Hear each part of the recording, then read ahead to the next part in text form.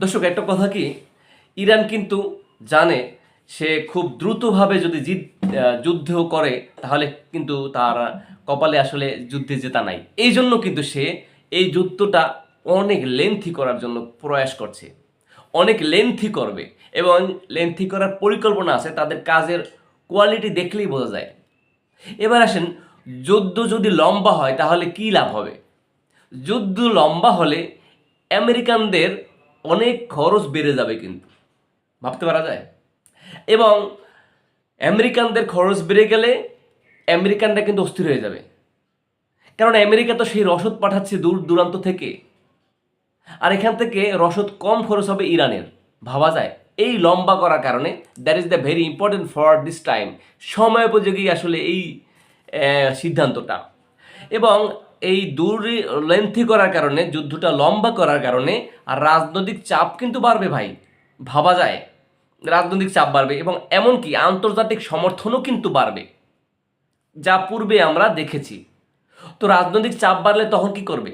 তখন কিন্তু আমেরিকা পাগল হয়ে যাবে, কারণ রাজনৈতিক চাপটা দেবে আমেরিকানদের উপরে।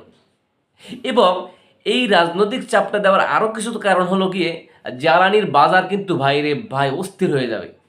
মনে করেন এখন 200 টাকা সয়াবিন সয়াবিন দিয়ে আমি উদাহরণ দেখাচ্ছি, যারা আমজনতা আছেন তারা বুঝতে পারবেন যে যদি জ্বালানির বাজার অস্থির হয়ে যায় তাহলে 200 টাকার সয়াবিন 800 টাকা কেউ কিনে খাবে?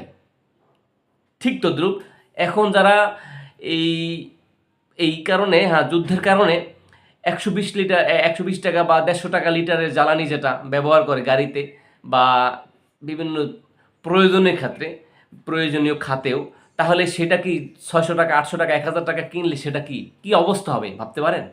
পুরো বিশ্ব তখন কি নড়েচড়ে বসবে না? এটা হচ্ছে গিয়া ইরানের প্ল্যান। আর এই প্ল্যান মোতাবেকই কিন্তু সে এগিয়ে যাচ্ছে। তাই তো যুদ্ধকে ব্যয়বহুল বানানোর জন্য সর্বাত্মক চেষ্টা করছে কে? ইরান। আর এই ব্যয়বহুল বানানোর কারণে, হ্যাঁ, এই আমেরিকা কিন্তু পাগল হয়ে যাবে। আর আমেরিকা মানে তো শত্রু, আর এই শত্রু এখন ক্লান্ত হয়ে যাবে। তখন তখন কি করবে? দেখা যাচ্ছে যে ভিয়েতনাম, আফগানিস্তান এবং আরও অনেক অনেক রাষ্ট্রে যখন তারা যুদ্ধ করছে, যুদ্ধের একটা সময় কিন্তু তারা লেজ গুটিয়ে পালাই গেছে। কারণ কি? তাদের এই ব্যর্থতা ছিল। কারণ লং টাইম যুদ্ধ করার জন্য তাদের যে শত শত শত শত হাজার হাজার মিলিয়ন বিলিয়ন ডলার খরচ আছে, এই তুলনায় যুদ্ধের আসলে কোনো ফায়দাই তারা করতে পারেনি। এই জন্যই ইরানের এখন এই যুদ্ধ লম্বা করার পিছনে যে মহৎ কাজটা, এটা আসলেই যুগান্তকারী। ধন্যবাদ আমাদের সাথে থাকার জন্য।